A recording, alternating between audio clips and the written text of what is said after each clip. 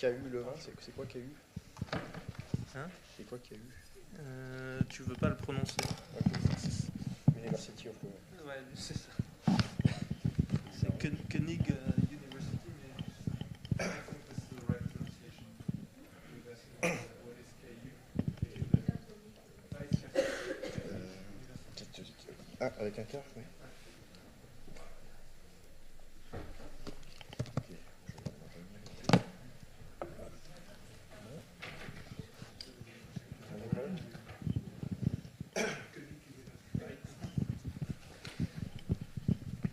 So we are ready to start, I think. Good morning, everybody. I am Georges Queneau from Laboratoire d'informatique de Grenoble and CNRS.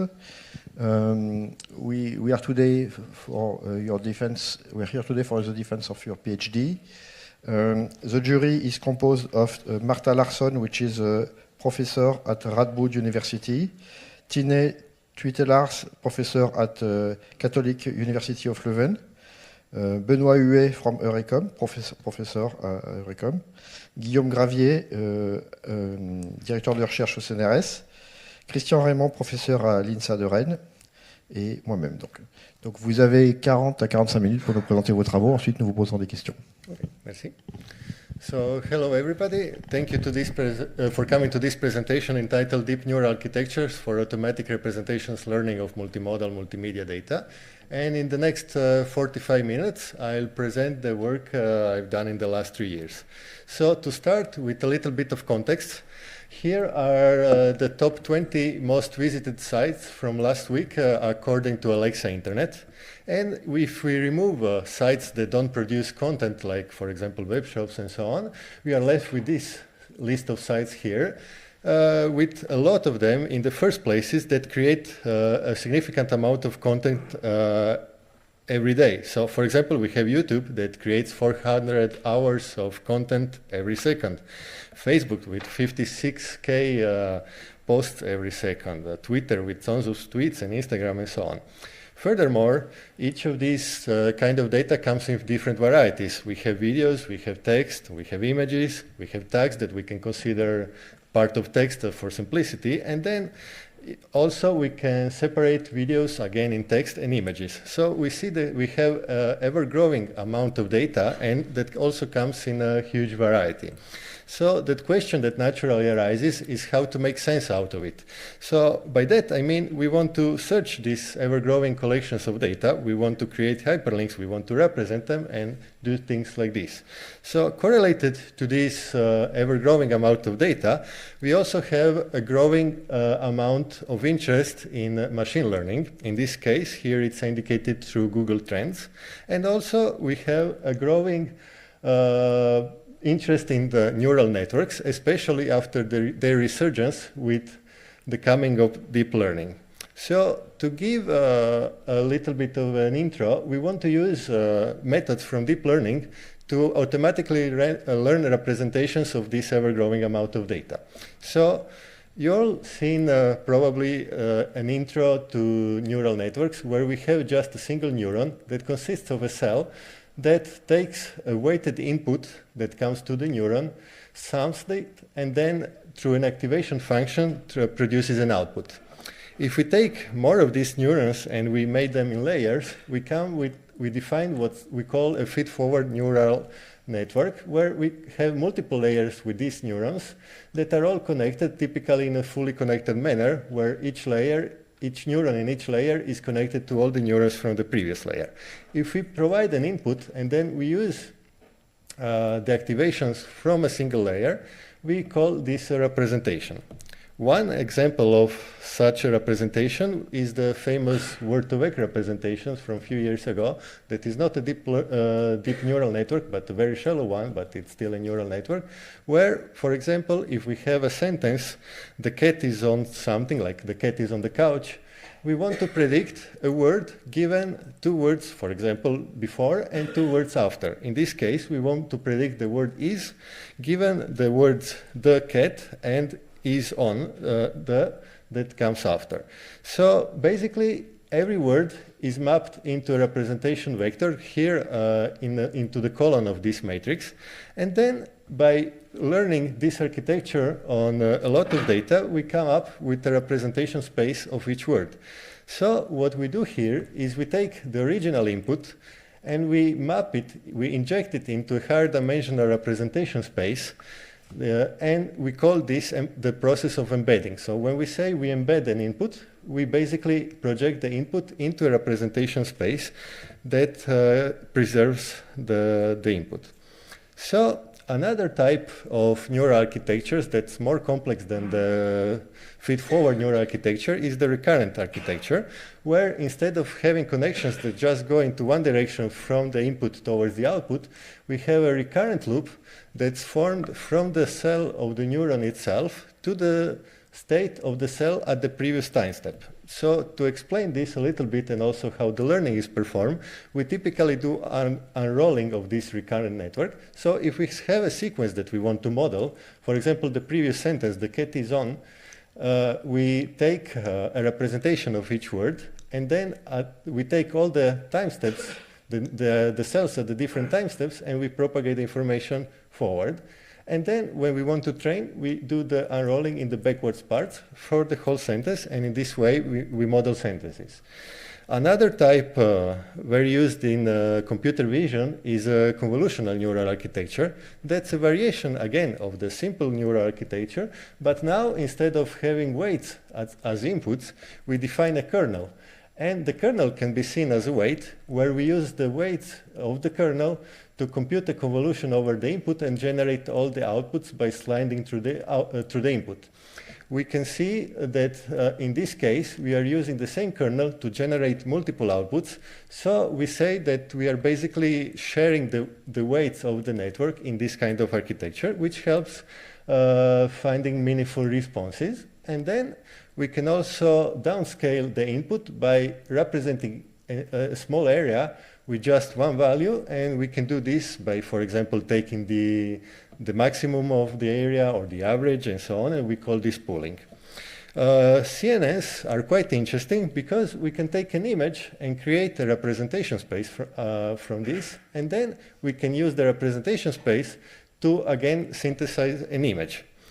There are many already predefined and well-used convolutional neural networks. Here, for example, we see the AlexNet, and then we see two very deep neural architectures called the VGG16 and VGG19. Typically, nowadays, there are also more deep neural architectures, but we still define these architectures that we'll use in the following work a lot as deep. We can use them to create labels from the last layer, and we can also use them to create representations.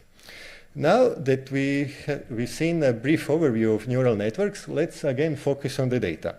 Here we have data that typically comes into a multimodal fashion. So we have an example of two modalities, an audio modality on the left and an image modality on the right.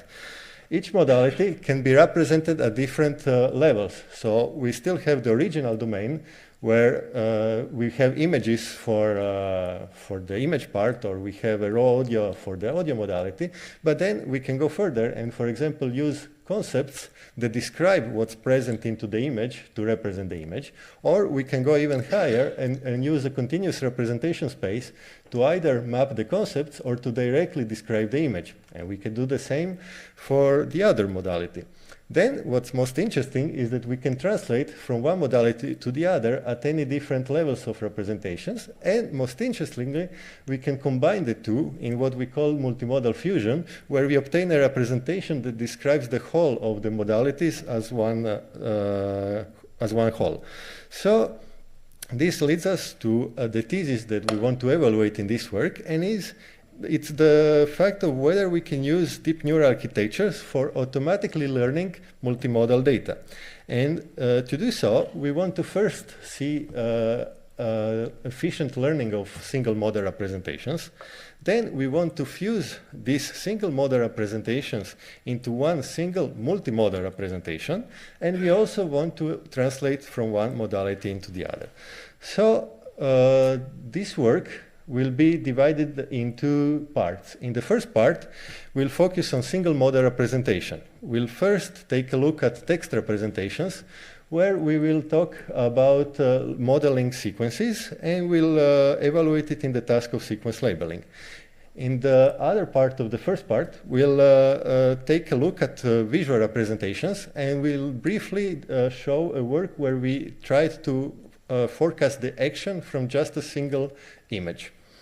The second part is the most interesting one, where we don't focus just on one modality, but we focus on multimodal data as a whole, and we try to translate from one modality on the other, but especially to fuse the representation of multimodal data. And we evaluate this into the task of video hyperlinking primarily. Also, we focus on visualizing data into the original domain out of these representations. So this brings us to the first part of our work, where we are focusing on sequence labeling. Especially, we look at the task of slot filling, where we have a sentence, for example, like this one, list TWA flights from Washington to Philadelphia, and we want to tag frames or sets of words with appropriate tags. So, for example, TWA as an airline, Washington as a departure city, and Philadelphia as an arrival city. The labels of the specific words depend not just on the words themselves, but also on the context, so the position and existence of words before and after the given word. We have two datasets that we use. One is the one I've just shown you, that is the very famous and always used the Thesis dataset, that's Air Traffic Information System, where there is a dialogue system of people asking questions related to airlines, and it consists of 85 labels, 5K sentences in the training set, and 900 sentences in the test set. A more complex but less often used dataset is the media dataset. That's a French dataset that's in a setup of tourist information when people ask, for example, for hotel reservations, room, and so on. It's bigger. It consists of 135 labels, 12K sentences in the training set, and 3K sentences in the test set. Now we'll look at two possible approaches to label sequences. One is the long-time state-of-the-art approach, where we focus on symbolic inputs and we take a look on how to model the output label dependencies efficiently. This was typically done through conditional random fields that can take symbolic inputs, and they focus on the output label dependencies. The second approach, a more recent one, is the approach of recurrent neural networks, where we focus on embedded inputs, but instead of focusing on output label dependencies, we are more focusing on to efficient sequence modeling. We want to see which one of these approaches is better, and maybe if we can combine both or analyze them further. So the idea was to test everything on both the more often used dataset Thesis, but also test everything on the more complex dataset. And also, we first want to determine where does the gain in RNNs come from. So we want to see if the fact that RNNs model sequences efficiently is good, or if the contribution comes more from the fact that they use an embedded input in contrary of, for example, the approach where symbolic input are used. So we first use a single classifier that can use both type of modalities, so both a normal modality and an embedded one. And for this, we used boosting over decision trees in an implementation done of the team. So here we have two graphs. We have a graph for Thesis and for media, where on the x-axis we see the number of weak classifiers, in this case trees, and on the y-axis we see the F1 score. In red, we see the normal symbolic inputs, and we see that symbolic inputs typically converge slower. They also achieve a smaller performance in the end, but also where there is a dataset like Thesis, where there are some annotations error inside, they are not very stable in converging. On the other side, seen in green, we see that embedded outputs not only provide a better result in the end, but they also converge faster, and they are stable even when there are some annotations error in the dataset. So to see the results, we see that on media, embedded inputs perform better, not a lot, but still better, and on media even more. So here we already see that embeddings play an important role, and they contribute to the efficiency of RNNs. And we also already starting to see that the differences on the always used dataset Thesis is not significant enough. So Here we want to now give an overview of different recurrent architectures in regards of CRF with symbolic inputs to try to see a little bit how these things behave and which of the two approaches are best. So we start with conditional random fields that are just an undirected probabilistic graphical model, and they achieve 86% on media and 95.5% on 80s. Then we start with the most simplest recurrent neural network. That's the so-called Hermann architecture that consists of a layer where each neuron is connected just recurrently to itself at the previous timestamp. This kind of network achieves smaller results than CRF, in this case 78.46% on media. Since these kind of networks don't model sequences very efficiently, recently gated recurrent neural networks were introduced, and the most recent one is from 2 years ago, where they defined the so-called gated recurrent unit neural network that consists of two gates, one that takes the previous state of the cell and removes part of the information given the state of the cell and the input, and then models new information inside, again, given the input. In this way, the network can model which information to retain and which information to remove.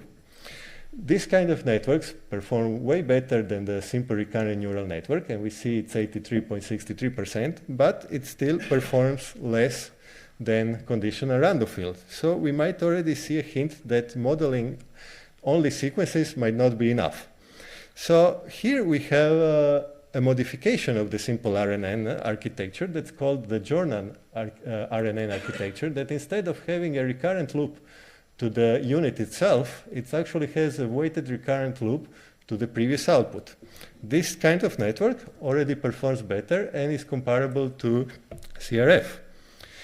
To prove this point, we can also take a CRF layer and put it on top of the very efficient architecture in model sequences, the GRU. And if we combine the two, we see that we receive very good results of 86.69%. However, combining the two worlds can be costly, and combining GRU with the CRF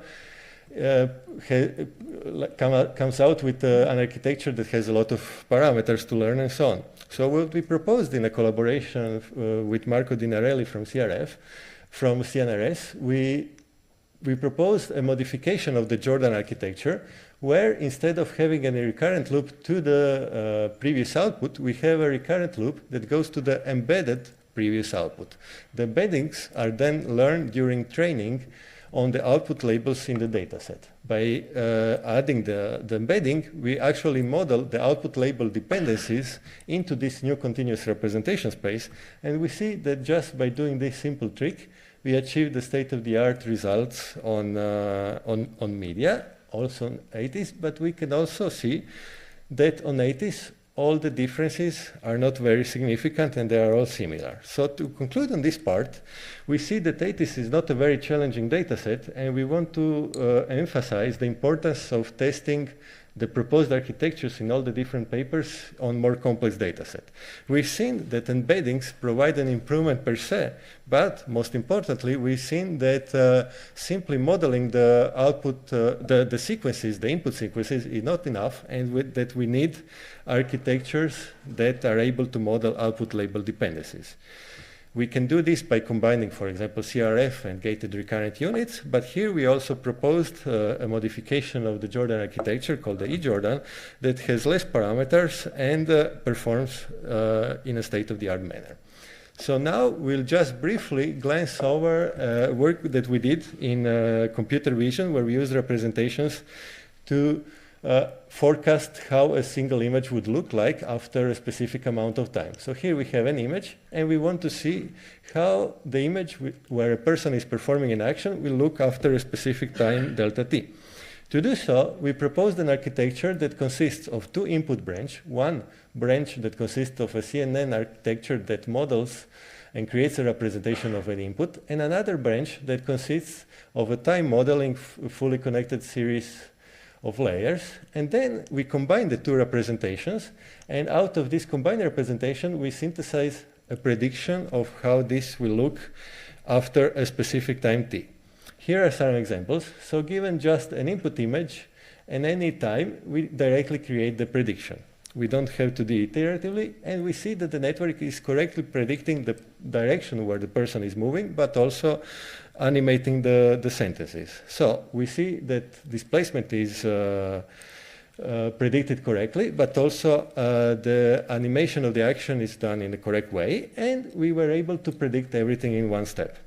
Now that we briefly passed through single model representation, we'll focus on the main part of our work, where we look at multimodal data as a whole, and we analyze all modalities, and we try to fuse and create representations that are multimodal, but we also look at multimodal translation either from representation spaces or into the regional domain where we visualize those representations.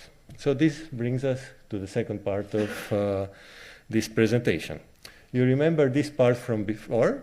So now we are focusing on embedding different modalities into a multimodal representations, but afterwards we'll also try to translate from one modality to the other at different levels. We evaluated our proposed architecture mostly into the task of video hyperlinking, which is a task where we want to create hyperlinks into video collections where the links reflect different correlations between video segments at different modalities. So, for example, here we have a video, and we have the notion of anchor, which is a video that the viewer is currently looking at and wants to find more interesting stuff given this segment. Then we have potential targets that are video segments that the user might find interesting. So, for example, here we have a person that's walking in front of a fish and chips shop somewhere in London, probably a documentary about the place. And then we have a cooking show where they're actually explaining, so the information is not implicitly present into the video, but they're talking about how to actually make fish and chips, and we want the two to be linked. The task is evaluated yearly, first through the medieval initiatives from 2012 to 2014, and after that, since 2015, it moved to the TrackWith initiatives. The organizers of the initiative provide a set of anchors, and then the people that take part of the challenge have to provide relevant targets for each given anchor. After that, relatedness of the given targets for the given anchors is analyzed manually through human evaluators on the Amazon Mechanical Turk platform. After that, they also provide a ground truth that we can use to evaluate our system in a system of retrieval, where we just evaluate the relevance of the targets provided in the ground truth, which is quite useful for evaluating our models before next year's challenge. Now that we've seen a little bit of hyperlinking, let's just focus on a video stream. So we have a stream that consists of two streams. The first one is the video stream, where we use keyframes to represent the key parts in the stream. Then we also have the audio stream that we could either convert to subtitles, but this would require a human element in the loop, which we don't want to, or we could use automatic speech transcript that might perform less, but they're fully autonomous. And then each of these streams we can represent in different ways. So for example, the video stream, when we take the keyframes, we can embed the concepts that describe what's present in them, or we can create direct continuous representations with CNNs. And then for the speech transcripts part, we can use word-to-vec, we can use paragraph vectors, and so on. So we have a lot of possibilities. And then when we want to combine the two modalities, we also have a lot of possibilities. So initially, we can maybe just take the two representations and concatenate them. Then we could perform re-ranking with the two modalities.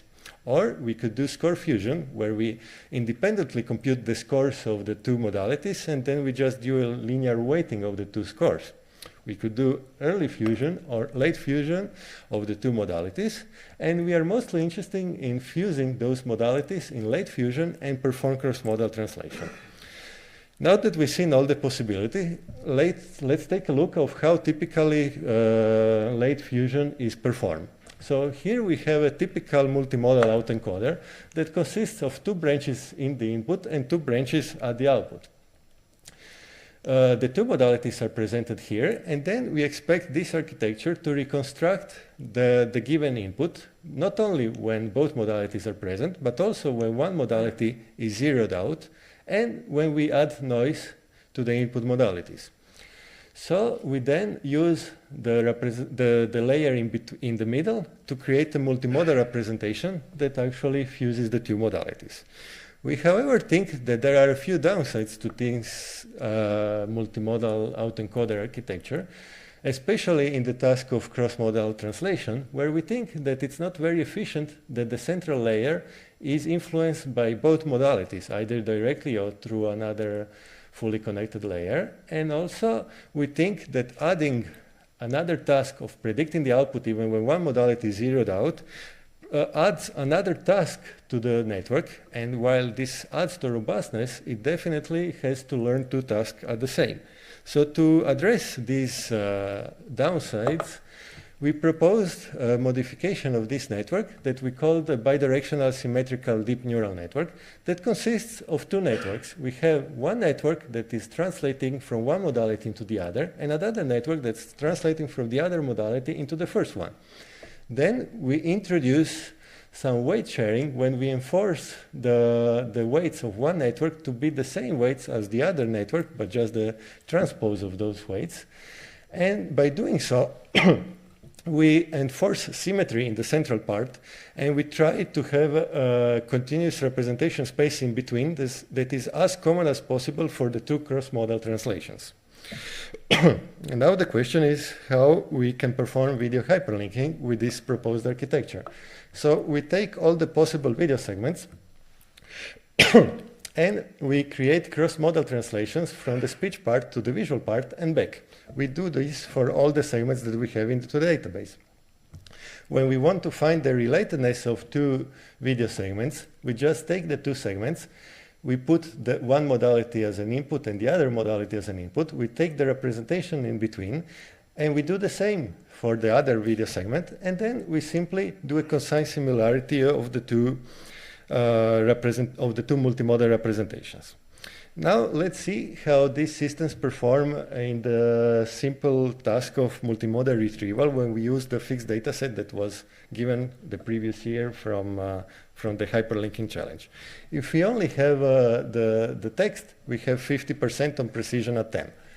If we have a visual representation with VGG, we have 68.7%. And now if we try to combine them, if we just do a linear combination of the scores, for example, if we combine speech and VGG, we have 72%, which is better than the two initial modalities. If instead we use a multimodal autoencoder, we have 75.7%, which is even more better than the initially disjoint modalities. And then if we use our proposed BiDNN architecture, we go up to 80%. However, there is also another interesting thing that we can do with BiDNNs, and that is we still train them into a multimodal manner by learning two cross-modal translations, but then we just project one single modal representation into the new space. So by doing so, if we, for example, take the embedded speech of 50% and we embed them into the new representation space, we see that we go up to 67%. If we take the VGG network that's already quite efficient initially and translate it to the new representation space, we have 70.8%. This is not multimodal fusion, so combining both modalities is quite the most efficient way to do it. But it's interesting to see that even if we just translate one modality into the new representation space that we learn into the cross-modal manner, we improved a lot.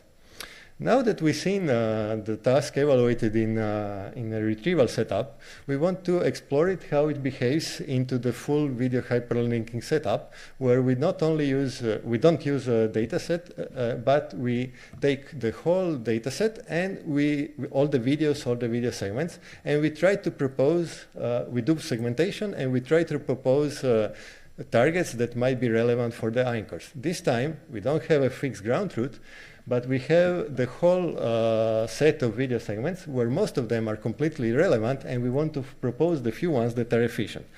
By doing so, we submitted our systems to the last year video hyperlinking evaluation, and here are some results. So now the data set is different, so the numbers don't match with the previous table, but if we see, for example, a system that uses only visual information, we have 45%. If you use only speech transcripts, we have 40%.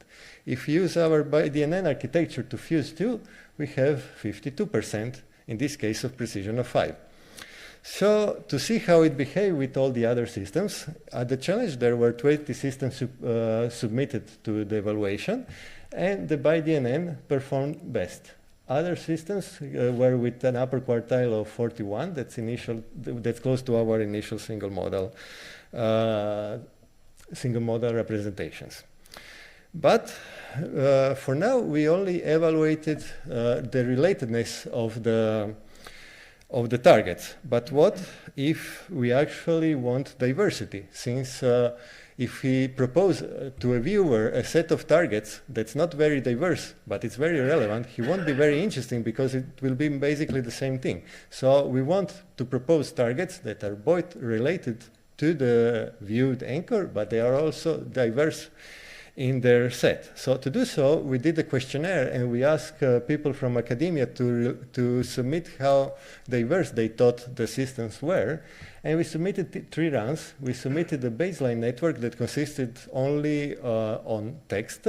And then we submitted 2 multimodal systems, the ByDNN system described before, and also a system developed for the challenge 2 years ago in the team that also is multimodal. And we see that both multimodal systems are quite diverse. And in addition to this, we also see that ByDNNs not only provide diversity, but they also provide state-of-the-art relatedness of the videos. So now we've talked a lot about representations. We've seen how efficient they are and how they can bring very good results. But what about visualizing those representations? You might know that we can translate them into a 2D representation space through an approximation, for example, like the SNE, where we go from a higher dimensional space to a 2D space. We could also take real samples and try to find the closest real sample to the representation, then use that for visualization. But what if we want to actually synthesize a representation of this space into the original domain? So to see how to do it, we used an architecture from 2 years ago that's, from 1 year ago, that's a text-to-image conditional generating adversarial network. This network consists of a generator network that takes a random input together with an embedding on the text. And from this text, from this representation, it generates a synthetic image that is based on the text, conditioned on this textual input. Then we have the discriminator network that takes an image and it takes a speech segment and tries to predict whether or not the two are matching. So on one side, we want to differentiate between matching and non-matching, so also real and non-real pairs that we provide to the discriminator, but we also want to improve the visualization in the image space of the speech transcript. In addition to this, we also evaluated the possibility of using a generative adversarial network to perform multimodal fusion instead of using our proposed ByDNN or multimodal autoencoders by taking the last layer from the discriminator. However, let's first focus on cross-modal translations. So here we have a few translations from text to images. For example, if in the speech part they are talking about birds, nature, and so on, we see that the network is creating synthetic examples where there are trees, grass, and so on that matches nature. And also the real image is on a bird, with a bird on a tree. Then, if they are speaking about the coast, water, and so on, the network is translating synthetic examples of the coastline with water bodies and so on, and the real image, okay, is again the coast with water. An interesting one is when they were talking about war in Afghanistan, a squadron and so on, where the real footage was actually about the war with footage with tanks and so on. But the network was instead generating synthetic news presenter. Might look with weird faces, but this means that the network has learned to associate, given the data, that typically these kind of words appear during the news and not during some special documentaries about the war. We can also do the opposite by inverting the architecture, and we can take an image and try to find the closest keywords that appear to them. So typically, if we see a news a presenter that's talking about the weather, we'll have the top words that are related to the weather, like the rain or the areas where that are affected by the weather and so on. If we have a cooking show, we see with an image of somebody doing a recipe that the words are again matching a cooking show. But now the question is, can we use this type of architecture to perform multimodal fusion?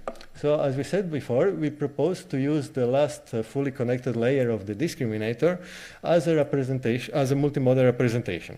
So to evaluate this possibility, we had to modify slightly the dataset since conditional generative adversarial networks are quite heavy. And we resized the images down to 64 by 64 pixels. We also had to use simply just the video segments that contain both audio and video, since we have to use both modalities to train a gun. Then, if we only use speech, we are at 56%. If we only use VGG19 features of the video, we have 52%. And then if we try to perform multimodal fusion with the classical multimodal autoencoders, we go up to almost 58%. If we use our proposed BiDNN architecture, we go to 60%. But if we use a generative adversarial network, we go up to 63%. This means that the GAN is offering quite improved multimodal fusion, and we think that part of it is because it's basically augmenting the dataset by creating a lot of synthetic examples with the generator that then the discriminator is also using to improve its representation. So to conclude that video hyperlinking, so we focus on cross-modal translation and to perform multimodal fusion. We've seen that if instead of focusing just on multimodal fusion, if we focus on cross-modal translation, we improve the multimodal embeddings, not just in terms of relevance, but also in terms of diversity. We see that BiDNNs achieved this new state of the art, and it was evaluated live into the last year video hyperlinking challenge. And also we've seen the possibility of using generative adversarial networks to not only perform multimodal fusion that might be quite efficient, but also to visualize a learned video hyperlinking model, or in general a multimodal model. Then we unfortunately also seen that they are a little bit expensive, but that doesn't mean that they don't provide improved multimodal fusion. As an overall conclusion, we've first seen that deep neural networks offer efficient representations of different modalities. We've seen that not only we can model the initial single model modality, but we can also create representations of the output labels or incorporate time and then combine this kind of representations. We've seen the importance of also using those output label dependencies in sequence modeling. We've seen that cross-modal approaches improve a lot multimodal fusion. And then we also seen that we can use these multimodal representations to synthesize back into the regional domain and create nice visualizations that not only provides us to have an insight, a human interpretable insight into the dataset, but they also provide improved multimodal fusion. And then last but not least, we've seen that we achieved the state-of-the-art results, not only in video hyperlinking, but also in spoken language understanding. Speaking of the future perspectives, personally, I would like to see output label dependencies to be more used in general into sequence modeling.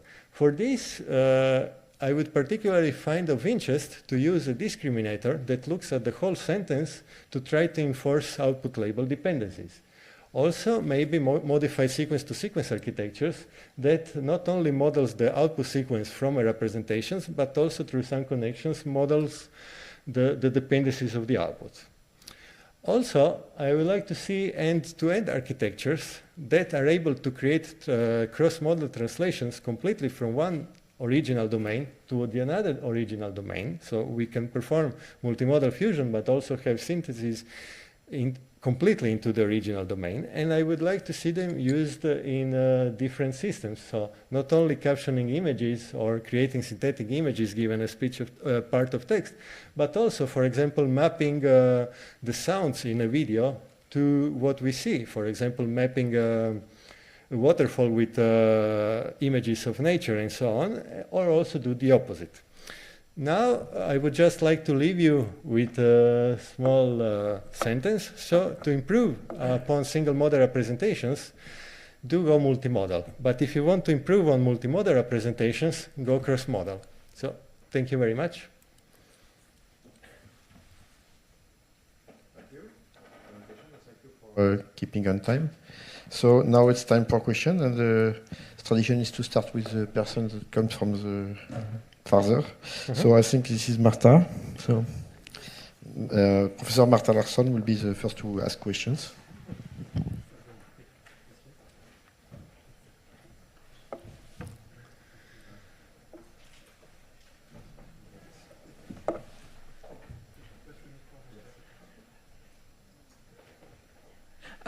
So let me start out by saying thank you for the very interesting presentation, and also that I read your thesis with pleasure. Thank you. And part of the pleasure was the large number of interesting questions that it drew up, that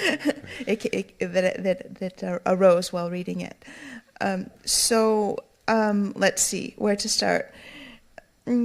Okay, I guess let's move maybe from back to forward, and can you go back to slide 54?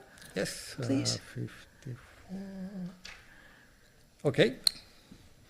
So, could you tell us a little bit more about the evaluation? First of all, I assume this is 2016 and not 2017? Yes, okay. 2016. Okay, yeah. And you talk about the live evaluation.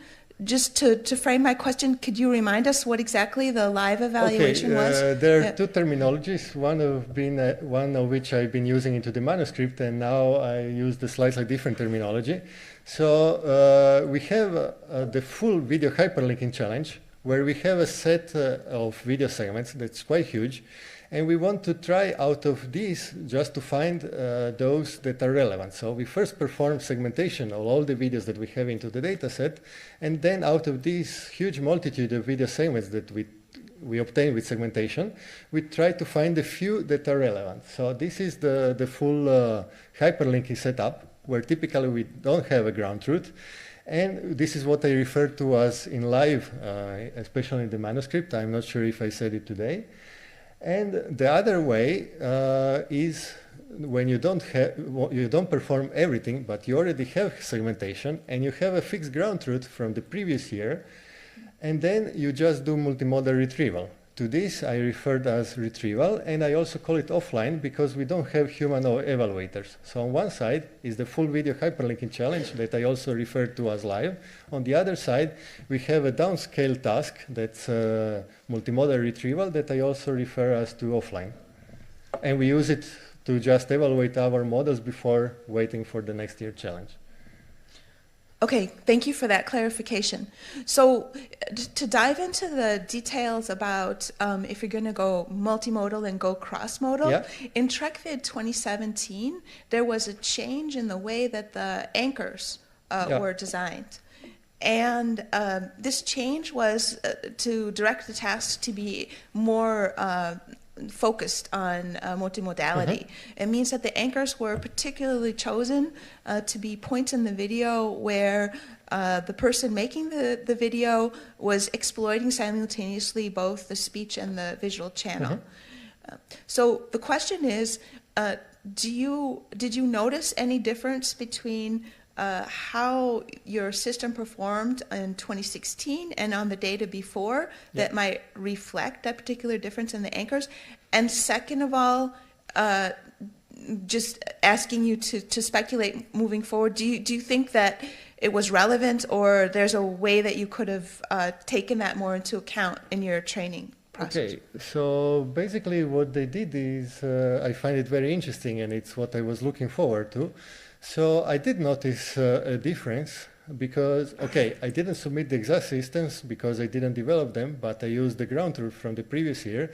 And in the previous year, I could always see that the textual part is more important given the fixed ground truth, which means that both the anchors were probably more focused onto the textual part or the automatic speech transcripts, but also that probably all the participants were making choices where they were looking more at text than everything as a whole. In this last challenge, we actually seen an inversion where the visual parts were slightly more important than the textual part, but we also seen that the fully cross-modal part is the most efficient one. So I think I've seen the difference in the two data sets, but and I'm happy that they were looking for explicitly anchors where you need both modalities to explain. Maybe I would also find it interesting to have explicitly targets where you have to maybe just use one modality, but you don't know which one to map to another one, which would be interesting. And most importantly, while I do like the development into this direction of using multimodal and going into the cross-modal fashion, there was one thing that I missed, and it was the evaluation of diversity. Because although they imposed that you cannot submit targets that are from the same video, if you propose another target that's, again, overlapping and so on, you are not allowed to do so like you were not before and so on. So there are restrictions that enforce a little bit of diversity. I somehow miss also an evaluation not only of relatedness, but also maybe human evaluation of diversity. I don't know if in the future it would be possible to do it also through the Amazon Mechanical Turk, and how efficient it is compared to the questionnaire where we ask people in academia to relate diversity, but it's definitely so a direction I would like to see. So not only cross-modal and multimodal, but also including diversity. And I hope to see it into the following years. So why is diversity important? I think that if we submit a set of videos, of proposed video segments to a viewer, where most of them are basically the same, the viewer won't be very interesting into the set of targets, because maybe either he likes the whole set or he dislikes the whole set. If he introduces variance into the proposed set, then although he might dislike one proposed target, he will most definitely like another. So I think that for the end user, it's quite important. Also from the research part, obviously. So you're taking the user needs into account when you're looking at diversity? Yeah. Okay, that's good. Continuing in this line of discussion, can we look back at, I think it was your second or your third slide where you said your overall goal, and keep in mind, of course, that I have a linguistics background, and I'm going to pick at you a bit for your formulation. So the topic of that was like the goal of the thesis. The goal. Before. I think the goal is this one, the thesis. Yeah.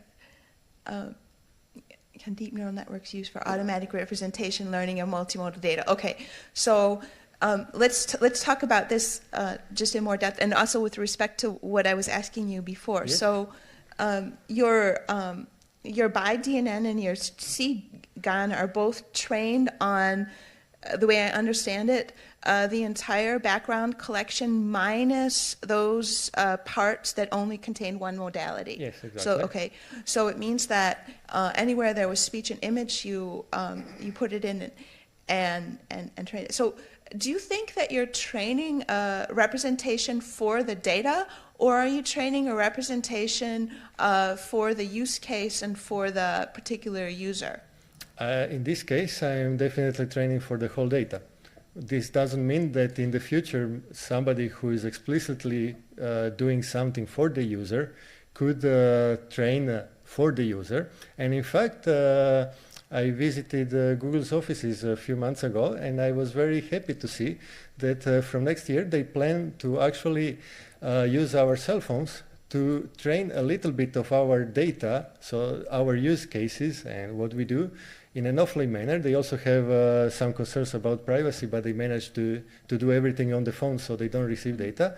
And they plan to actually create predictions, not only in multimodal setups, but also, for example, for the things we type and so on with sequence-to-sequence model, where they specifically train models for us. As a researcher, I think it's maybe a little bit out of scope to train different networks for different users and so on, but I think it's definitely an interesting thing. But in all the work that I did, I think I definitely trained for the data set. And for example, with the GANs, we can visualize things that arise from the data and not for any specific user. Okay, so you're saying you trained for the data set, but then we get back to this idea of in 2016, the focus was on anchors which had this this combination of speech and visual. Yeah. And this is actually related to a particular user need behind those anchors. Yeah. So what in some hypothetical world in which video hyperlinking has a different relevance criterion. For example, let's say you want to link videos that we're taking at the same location. We don't care about topic anymore. Yeah. Would you want to now retrain, or do you think that your network would do this as well? Okay, so just one question. Would I want to retrain this and then use it for the general population, or would I want to retrain it for a specific use case? For the case in which, we can call it a use case, yes. The case in which video hyperlinking now, instead of linking between anchors and targets by topical relevance, as it does, it's looking for video location. Would you want to go back and retrain your representations, your multimodal representations? So I definitely think I can just fine tune it, but what I think is that we can add additional constraints on this by DNN. So we can take the representation and enforce different things to cost functions. So in this case, if we have data of the specific labels, then we are definitely not anymore completely unsupervised, but we have to somehow know the two places are the same, or we could expand the architecture to maybe try to find similar locations and so on. So it depends on how we want to do it, either by introducing labels that would say that this is the same location, although they look... So it depends what we define by location. So if we mean specific countries and so on, where we might want to look at similarities that are more different, like the similarities in the country, in the city and so on, where we don't have a direct matching of features, then we might have to introduce labels. And in this case, we could either fine-tune it with this additional const function or retrain it.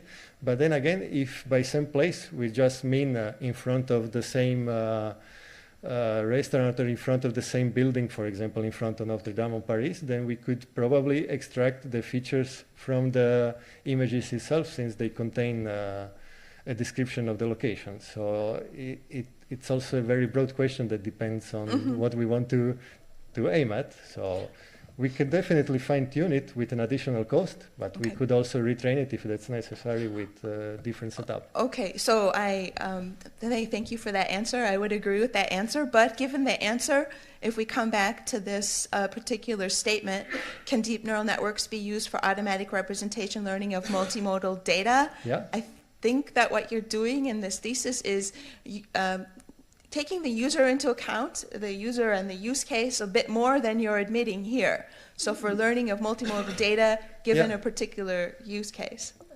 I do agree with this statement. However, I mean, I do take it into account, but I would say into an implicit manner. Yes. Because explicitly what I'm doing, I'm basically just mining nice things out of the data. But yeah, it depends what's implicit and implicit. I would say that I agree with you implicitly. Explicitly, when I just show, I would say I just go for the data, but that's the explicit part.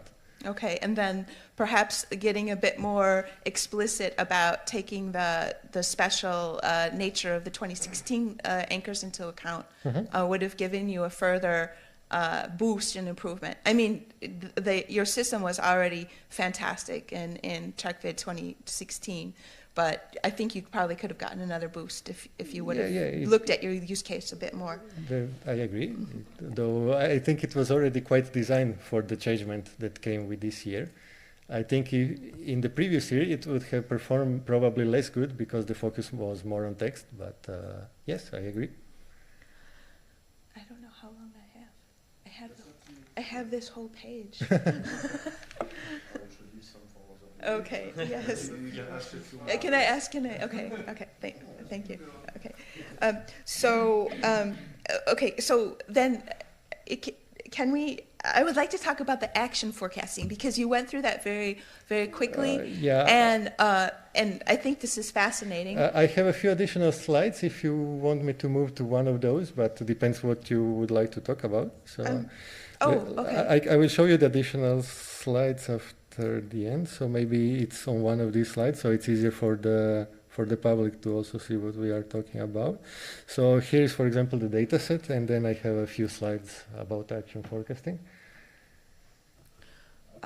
Okay, yeah, that's the thing I was interested in is that I think your particular formulation of this question, correct me if I'm wrong, but not many people have addressed the formulation of action forecasting for an arbitrary t time in the future. Yeah. Okay, and so what I found to be interesting is that these actions are actually, they have some kind of a periodicity to them. Mm-hmm. And when we looked, I guess that was on slide 39, you have some nice animations, which of course are exciting because we didn't read them we didn't see the animations in the thesis, which is by nature a static document. Yeah. Perhaps unfortunately when it comes to multimedia, but if we look back at slide 39, mm-hmm. and to enjoy those animations maybe one more time. Sure. So it's okay. So maybe you just want to remind everybody what they're seeing here. Okay, so here we just give an image where a person is performing an action, a static image, and we provide a temporal displacement. And out of these two variables, we want to synthesize a prediction of how this image will look like after the specific time.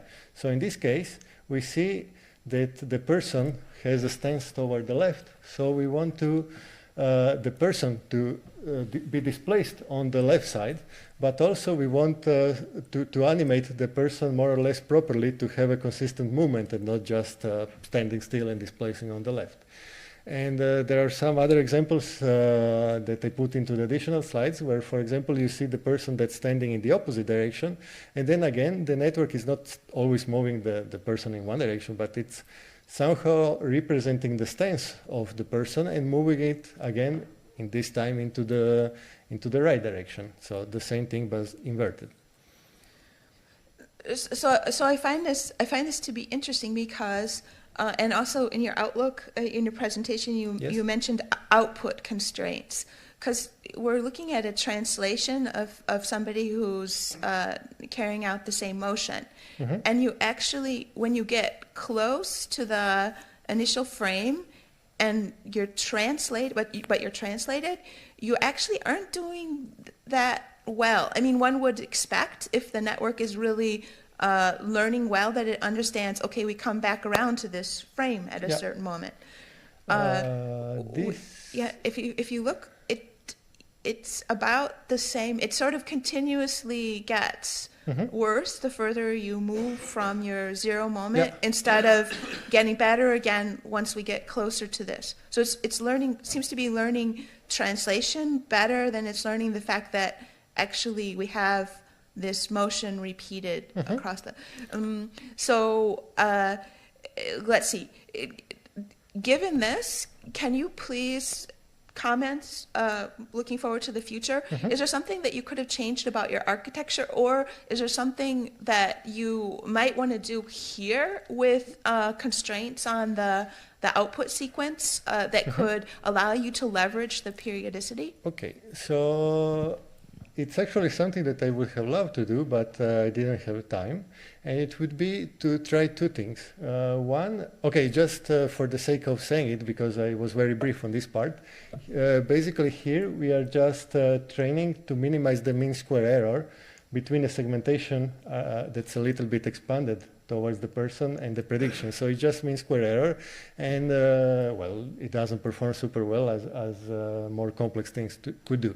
One of the super interesting things I would have loved to try was to use a GAN, more specifically a discriminator, to put on top of such an architecture to ensure that something looks realistic or not. So here we have this problem here, but in the end I also have a few slides where there are ambiguous movements. So one of the action is head waving, so the person is standing like this and it's moving the hands either up or down.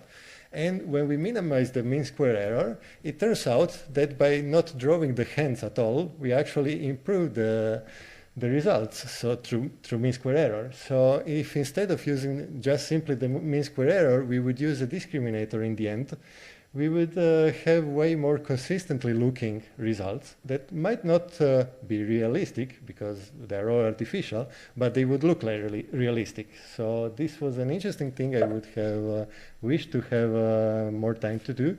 As you might have noticed, I actually wish to use discriminators on a lot of things, sequences here and so on and so on. I actually love the idea. That's also quite popular lately. But one of the other ideas I had, but also didn't manage to try, was to use an RNN, in this case a 2D RNN, on the output part. So we still have a single image and a timeout, but when we are creating output, we are not creating just one image, but we are trying to use an RNN that would model more consistency when generating the synthetic output. So these are the two approaches I would have loved to see or also tried had I had the time, but I still find them very interesting, and maybe one day I will try them out if nobody does before. Okay. Thank you for that answer. Just to zero in on a statement you made about ambiguous poses in your thesis and just now. So is it the pose that's ambiguous in a isolated sense, or is there something else going on here that we should think about? The action that's ambiguous. So the pose is not carrying enough information to know what will happen next. So if we have a person, in this case, that is still like this, we don't know if it's going to move down or up. It's the same thing for a human predictor. If we just see a single image, it's very hard, if a person is staying still, to know in which direction it will move. I think I want to invite you to specify that a bit more, because is it ambiguous in the absolute sense, or is it ambiguous with a relationship to your data set? I think it's ambiguous in relationship with the input. So if we just have a single image, we don't know exactly, we cannot really predict the two possible waves in which the movement will happen. And there was, for example, a recent work from DeepMind where they used variational autoencoders, and they had a nice animation of people squatting down. And you don't know the direction, if they're going to go up or down, but they use an encoder with some statistics, so it would automatically generate the optical flow in one of the two directions. So even if it's wrong, it was generating consistent optical flow into one of the two directions, which here I could do the same into the image pair, but with this type of architecture I cannot. So I think the ambiguity arises from images, from the specific restrictions of the task that we are evaluating. Yeah. So surely if we use more than one video frame, we would perfectly predict there would be no ambiguity, but since we are using just a single image, I don't think that image carries the information of what will happen next when there are some poses. Another problem is sporadicity. So here we had an action where a person was pretending to box. So most of the time they were just standing still, and then at sporadic intervals they would extend their hand. This is very hard to predict at which point they will start extending. So it's quite up to a deliberate prediction that won't be right. So I think the ambiguity arises from the restrictions of the tasks that we won't predict, and that the image is not carrying the information. Wait, can you repeat that last sentence again? The ambiguity arises from the task that we want to do, that is predicted from a single image that's not carrying the information that's sufficient to determine.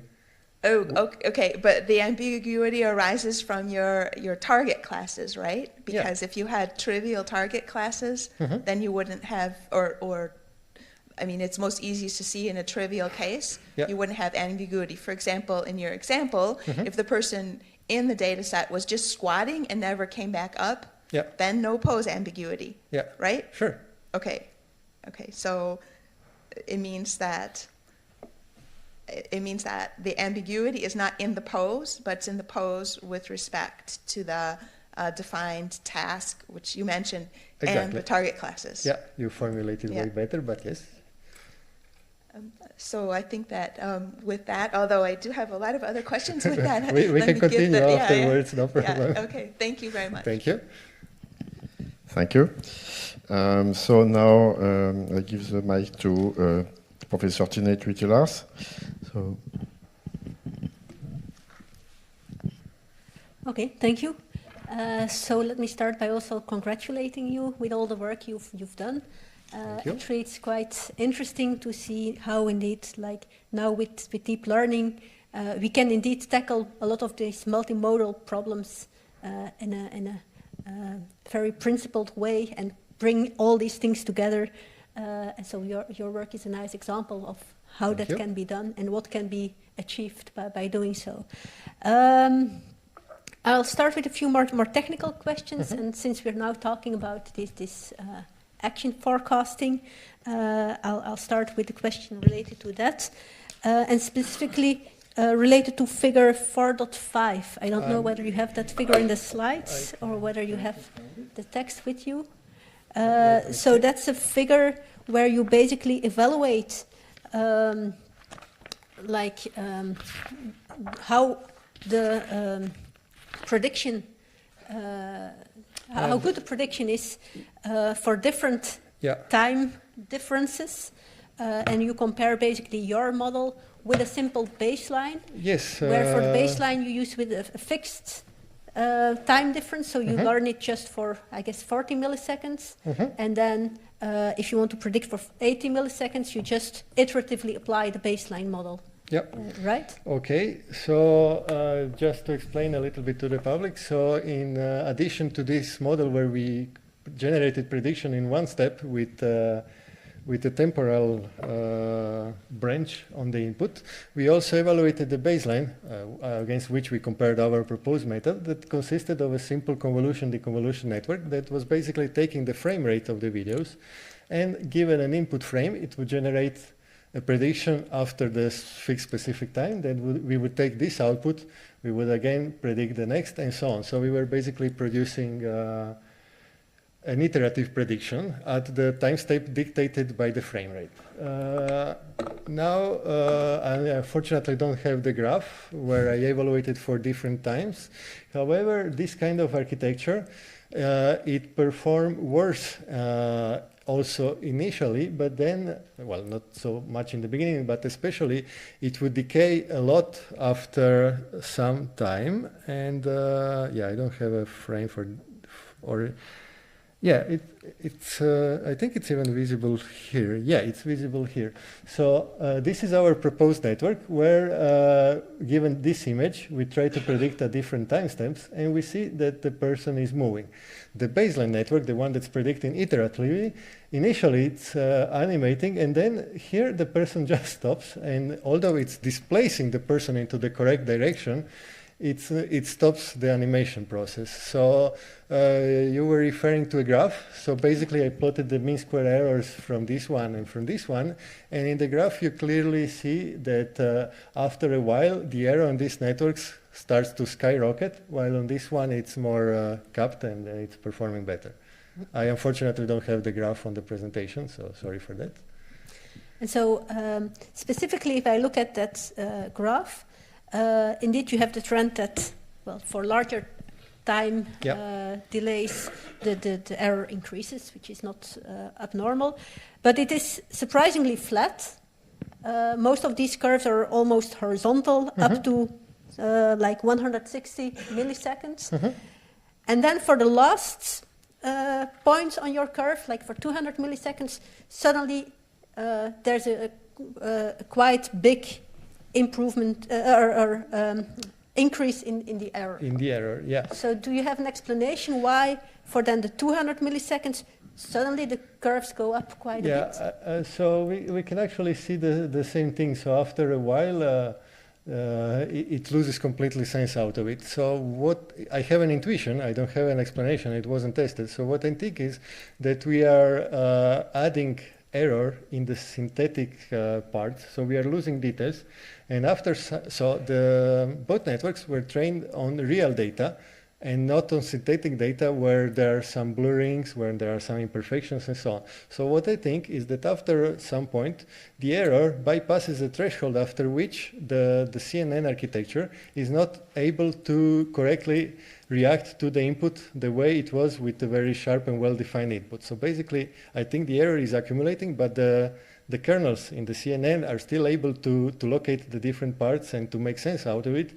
But then I think that after a specific iteration, the error goes too high for the CNN on the input to model it effectively.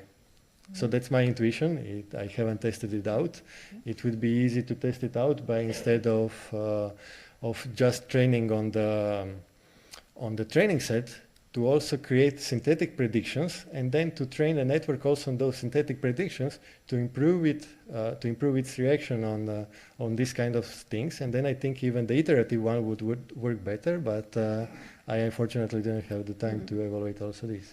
But so when you trained your system, you used time intervals that were also within the same range between 40 and 200 milliseconds. Yes. Right? So I was wondering for a moment whether maybe it could be explained by the fact that this 200 milliseconds is really at the far end of the range over which you trained. But then again, that doesn't explain why we have the same behavior also for the baseline. Another thing that I found remarkable, or for me was a bit unexpected, was if you look at the very start of the curve, where you only have like the 40 milliseconds delay. I would have expected that for that setting, the baseline would actually work better than your model. Yeah. Because the baseline has been trained to predict 40 millisecond predictions, so it's an easier task. It's always exactly 40 milliseconds. Yeah, I would actually expect it to behave the same, not better, because I would think that if we introduce like the fixed setup, it should still just be a one-to-one mapping without additional tasks. But it doesn't have the extra build-up of errors due to the incremental stuff. But then in your curve, it seems that even for 40 milliseconds, your method does better. Yeah. So learning for the more general task, where you also see larger time differences, seems to be beneficial. Can you explain? Well, it's basically what you also said, that the additional task that is more general, it's probably putting additional restrictions and helping to generalize way. It's probably a mean of regularization. So I think that's what's causing it, but still no experimental analysis for now to prove it. Okay. Then I'd like to go to some tables related to the previous chapter, like where you do the slot filling stuff. And I guess you have slide 33, where you summarize basically the main results.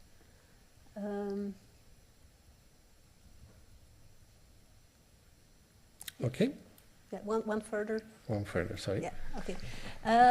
So your focus in this whole analysis was mostly on this embedding, and indeed, can we gain by adding embeddings also for the output and so on. Now, if I look at all the results you report in this chapter, then to me what seems to bring most is the bidirectional thing, where you go from just a standard Elman or Jordan RNN to a bidirectional RNN is really what gives you the big jump forward to, in the end, outperform CRF. So would you agree or not? So I would say that in the end, it's crucial to also model the output label dependencies and not just focus on the sequence modeling. But if we only look at the sequence modeling, I think that it's crucial not only to use embeddings, but obviously to model the sequence into two directions. So yes, I think nobody should ever use an RNN and just model the sequence in one direction. Well, except if it's a sequence, you cannot do it in the other direction, but depending on the task. But in the end, for the task, I think it's also crucial to model output label dependencies. But for sequence modeling, yes, I think that modeling in a bidirectional way is crucial. And so do you have any explanation for why the bidirectional thing brought a big improvement for the simple RNNs, but not for the gated?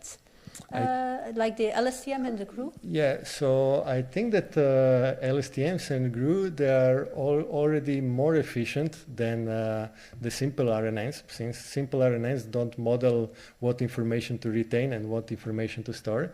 So typically, the better the original part it is, the less is the smaller is the improvement when we model in bidirectional way.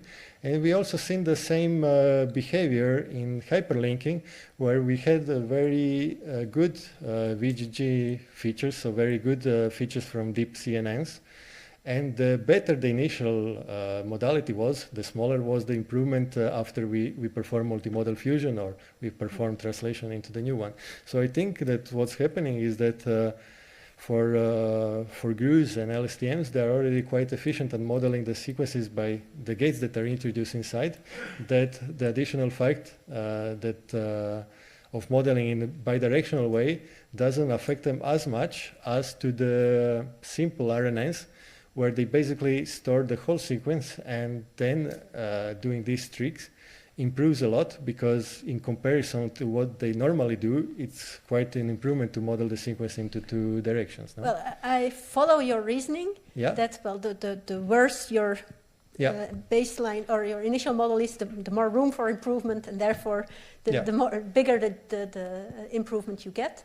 But that doesn't explain why then like the bidirectional GRU is worse than the bidirectional Jordan RNN.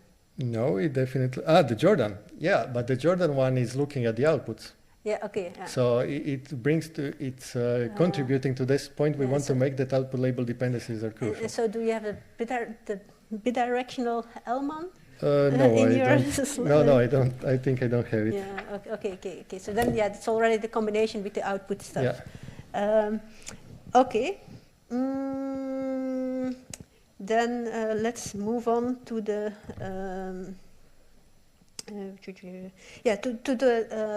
multimodal stuff for the video hyperlinking.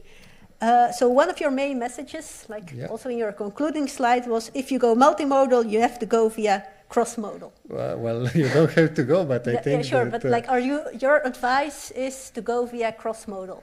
My advice, and everything I did was cross-modal, and I've seen a lot of improvements, both in terms of the quality of the fusion, but also in the ability to sometimes synthesize if we are talking about the GANs. So yes, I would advise that we shouldn't just focus like multimodal and ignore the cross-modal part, because maybe we are not interested in query expansion and so on. So we think that cross-modal translation is not important for us. But I think that we should look them as a whole, and also focus on multimodal, on cross-modal translations when we are thinking about multimodal fusion. Mm-hmm. So, and so, of course, your experiments provide evidence that indeed this seemed to be a good strategy in your setting. Although one of the weaknesses or limitations of really focusing on this cross-modal translation as you do, one might say, is that you basically learn the system to ignore the domain, the model-specific things. Like if you learn to do cross-modal translation, you learn to go from the visual modality to the textual modality, but that means that everything that's purely visual, that's like complementary information that's not in the textual part, will be not captured by this representation. I'm not sure why it shouldn't be captured, because it's not in the textual modality, and therefore it's of no use if you want to do translation from one modality to the other. I might not have understood the question completely, but let me explain what I think. So I'm doing cross-modal translation in two directions, and then I'm imposing restrictions by which I want to make the two initially disjoint modalities to represent it just into a new representation space that's common for both of them. So basically, I don't think that I'm ignoring or that I'm not modeling any information. I think I'm just projecting these modalities into new space where they're less disjoint than into their initial spaces. And then there, I can either use both or I can use one. And we've seen in the table before where I use one, it's also improved in comparison to the initial disjoint modalities. But the way I see it is that the two modalities are disjoint, the representation is disjoint. And what I want to do is just to find the projections where it's easy to compare the two modalities. So I don't think I'm not modeling some information. Well, in your setting, it seems to work well, but I still think that there is a risk with going for, in this cross-modal representation, that you lose some information that's in one modality that might be useful at a later stage. Let's say you have color images and the text never gives any cue about color. Okay. Just to make it a bit concrete, then the cross-modal representation you will learn to ignore color. Yeah, that's because it's of no use to do the translation. But then in the final task you have, maybe this color information might be useful in the end. Well, one of the things I could do is just to use this network into a bigger setup. So I could learn these representations, but then I could use, for example, a classical multimodal autoencoder to combine the new multimodal, the new representation we obtain in this manner with the ones. And then if at the final task this is something that matters, then it would definitely also learn to use it. So I'm saying that this is the way to go. So I definitely think it's something we could use in a more complex setup. And so it's good to learn the cross-modal representation, but I guess for some applications it might be good to also still have the unimodal representations or anything like that next to it to avoid. I think everything depends on the task, on the data set, and so on. So of course, sure. I agree there. Okay, and then coming back to the, I don't remember the number of the chapter, but the chapter where you evaluated this diversity criteria, and you already referred to it like you really think this diversity should be more clearly part of the challenge and the evaluation, because for a practical system, for an end user, it does matter to have a lot of diversity. And so I like it how you evaluate it on the one hand using a user study, but then on the other hand, you also propose some intrinsic criteria for it. Yet you don't really draw a strong conclusion there. Like if the organizers of TrackFit video hyperlinking would ask you, okay, great idea now. What we cannot afford to do it with Mechanical Turk, but if there's like an automatic criterion that we can use, okay, we can just ask all the participants to also compute this measure, then that would be great. But you don't propose one, you propose 3 criteria. So which one is the best? So for this I would actually have to see the differences between all of them. So it's something that a colleague of mine did the study. I'm not sure. Yeah, he's here. I didn't actually do any statistical analysis out of this, and it would be definitely to see which one is more significant. And now I could probably take a look about these. And So here we have the number of different keywords and stuff happening between the number of unique concepts, and here we are looking at the targets only, and we are looking at the diversity within the targets. And here, so yeah, it's interesting because, for example, this one is making a huge gap between the two systems, and then no, I think I would have actually to compute statistical significance to see which one is better, but okay. I think we could do that if somebody would want to use it in a further challenge. And, or you but can I combine them or whatever. Yeah, I think all the three actually show that we can see quite nicely the difference in diversity, but now just by looking without doing a few calculations, I'm not sure which one is more significant. And then I think that just by doing one evaluation, I don't think that we can draw some statistical significance in a nice manner. We would have to probably repeat the experiments 2 times or 3 or a little bit more to come up to which measure should be used for the challenge, because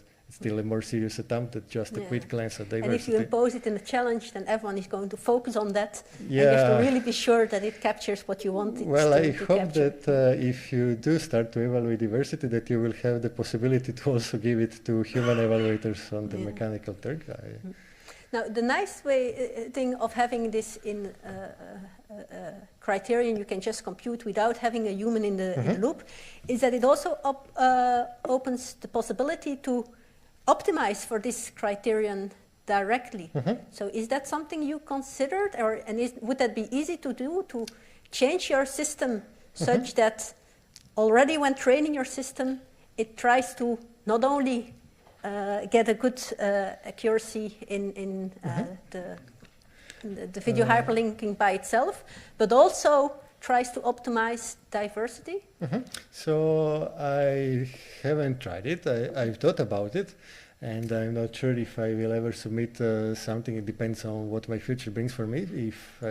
If I do, and you start to evaluate diversity, it's definitely something that could super easily be implemented by just adding another part to the loss function, where we are just enforcing, so we are penalizing the network for bringing too many similar, like too few different keywords or too few different key concepts and so on. So it's really easy to penalize each of these architectures, even a classical multimodal autoencoder, with a small additional loss to optimize for this.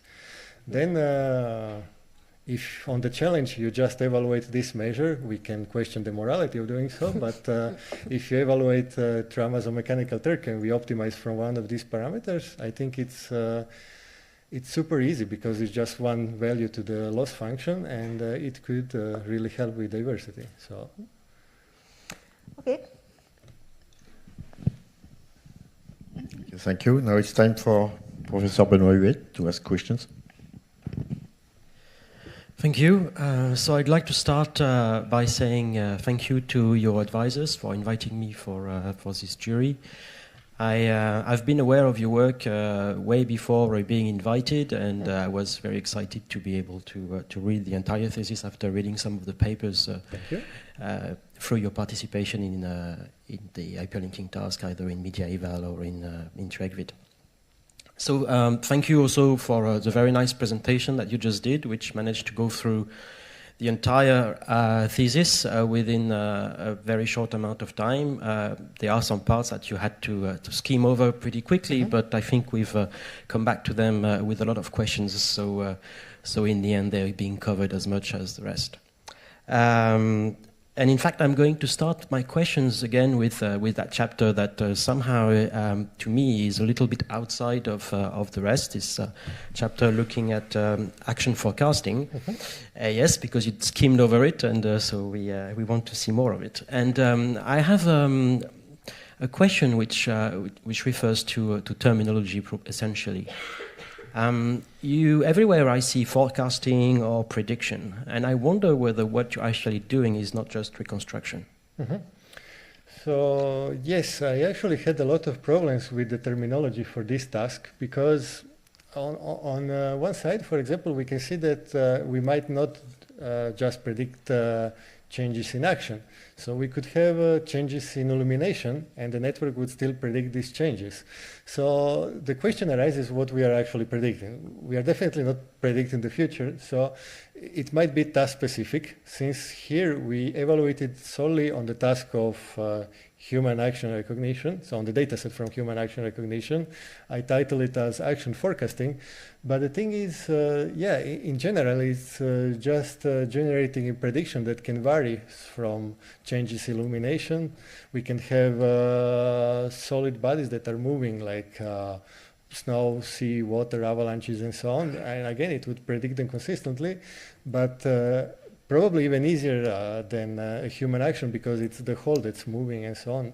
So the question is what we are actually predicting, and it's definitely not just action recognition. So it's a more generic term, and the wording I used it arises just from the data set where we did the evaluation. So it's definitely not a terminology that should be applied to the network and the proposed methods per se without the focus on the data set. So the terminology I used is just with a combination of two, of our proposed methods and the data set where we used for the evaluation, and not a generic term that might be better suited for it. Okay, thank you. I'm going to move to the next chapter, where you're really looking at those joint embeddings, basically, between modalities. But as we go there, I would like to ask, why did you not include those action prediction within the rest of the thesis? Are they not related to the videos that you were looking at? So one of the things I would wish I could have done was actually to use some frameworks from action recognition to create some higher level representations and notions in the videos. So right now, in the task of video hyperlinking, I'm basically analyzing the scene, and maybe we have some visual clues of what's happening into the scene through the standard CNN embeddings and so on. But what would have been totally interesting would be to use the mechanisms that are developed for the task of action forecasting, and not forecasting, action recognition, and to use them to, for example, try to determine if a person is just running around or playing basketball, or if it's cooking or doing some things. So I definitely think that bringing the stuff that's being developed for action recognition to the task of video hyperlinking could be quite meaningful, and it could improve a lot. But unfortunately, my time of less than 3 years, I still have 4 days until the end of 3 years, was quite limited. So I didn't manage to do this, but it was actually something that I had in mind when I was thinking that looking into the direction of actions is interesting.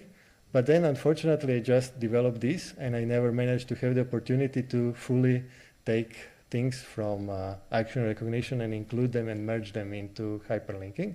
But in my vision, where I would like to see more complex end-to-end architectures, I would like architectures that are able to grasp more complex things in the video segments, and not just taking one frame, analyzing few keyframes, analyzing the scene, and maybe not grasping what's actually happening into the image. I don't know how relevant this is for the evaluation task, where maybe they just quickly glance through the similarity of the things, but I definitely think it's an important thing to do in video hyperlinking. Well, we might have an action. We seen the presentation yesterday, for example, for the instructional videos, where we want to link a video where somebody is performing an action to something that's related. So it's definitely super interesting in video hyperlinking, but it's a very big task that was unfortunately outside of my time frame I had available. So. Yes, we always wish we had more time. Yeah. Time is the issue. So continuing on this, in this chapter, you are looking at basically those cross-modal representations that you can learn automatically. And you are essentially combining text with two types of visual features, one being pretty high-level concepts, and the other is the deep features that you're getting from the various representation deep networks that you have referred to. So it seems, by looking at the results, I didn't pay attention to which slides, but there is a slide where you're showing the result on those three modalities. Yes, somewhere here. It seems that the use of deep features, so the VGG features, performs way better than using the visual concepts. It makes me wonder whether actually using the text is a good idea. What do you think about that? You mean the text as the modality? What you call embedded speech. This is basically the word embeddings, isn't it? Yeah. So it definitely... You see what I mean? Going at? I mean, is it actually a good idea to use this intermediate representation that comes from the text, which is already something that comes from speech to text? Yeah. Should we actually start straight from the audio, just like we're doing for the VGG? Yeah. So here, obviously, we just have the textual representation, so yes, this one. But here, where we go, for example, to a concept that's basically speech, and then we use this, I don't think it's very efficient. The reason I started to do this is that we had a lot of systems, and we already had extracted visual concepts and also key concepts from the speech. For example, 2 years ago, before me, a colleague, Anka Roxana Shimon, if you know her, she did a work where she used BLDA, and she was using the key image, the key concepts and the keywords, and she was trying to model the latent variables to actually explain them. So we had those available, and I used them just because it was easy to, at the start, to see how we behave in comparison to that. But I definitely think that for utilizing deep neural nets, it's better to use directly very high, very efficient representations that come from deep nets, like the very deep convolutional neural networks. And I think that's efficient and also the way to go. As you might have noticed that I'm always talking about end-to-end networks. So even here with the GAN, at some point, I go back to keywords. But what I would like to see, and unfortunately didn't have to do, is to, for example, introduce an RNN and synthesize a sequence. So to go fully from the speech without even use word-to-vec. So learn everything end to end. So learn a representation, learn a sequence modeling, learn the cross-model mapping, and then learn a synthesization into the image space. And I think this is definitely the most interesting thing to do, and also the most efficient one. The reason I used the visual concept, it's because they were available in our team from the previous years, and also I have to admit they actually inspired me into the GAN synthesization of the modalities.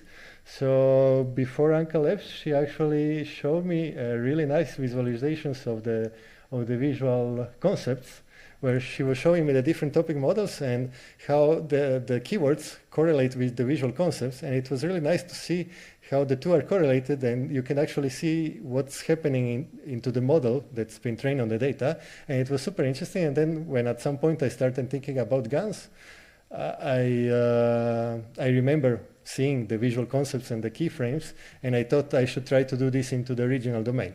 But while I do think they are useful, especially for classical methods, I think that it's best not to use them in deep learning. It's only maybe just for a comparison. But my personal preference is to go end-to-end and use as much as possible very deep architectures to create efficient representations directly without having any intermediate steps. Thank you for your detailed answer.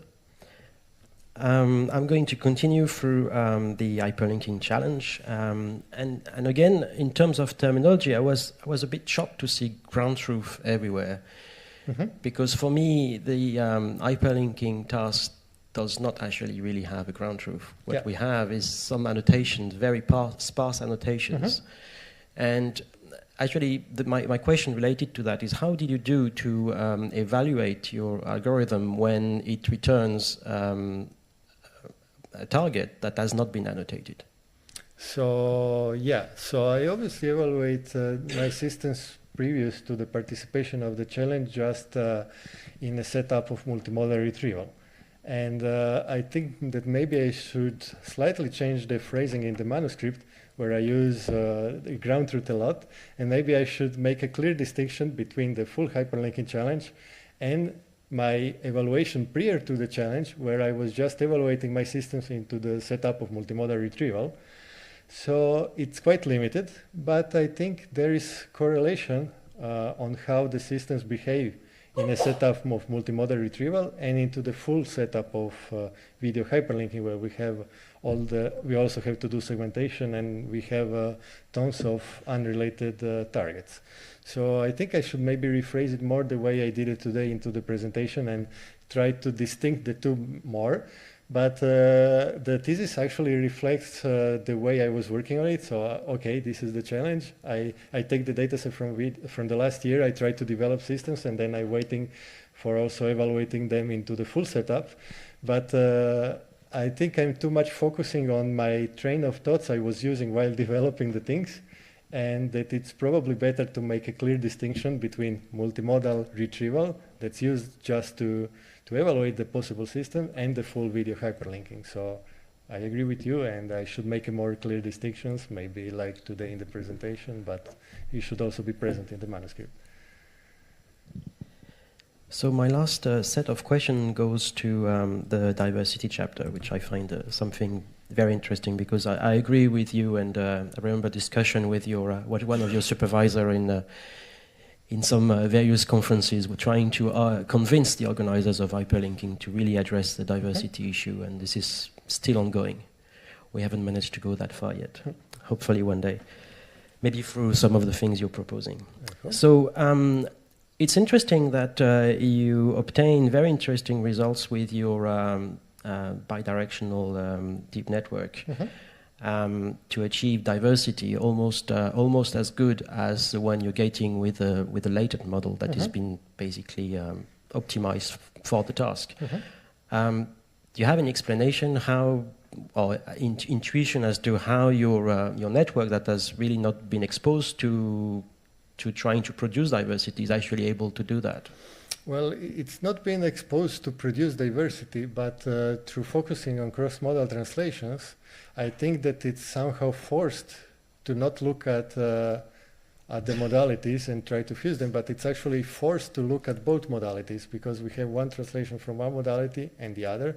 So I think we are not forcing diversity, but we are enforcing a look on the data where we don't look at the two modalities together, but we try to look at one and how it relates to the other, and the other and how it relates to the first one.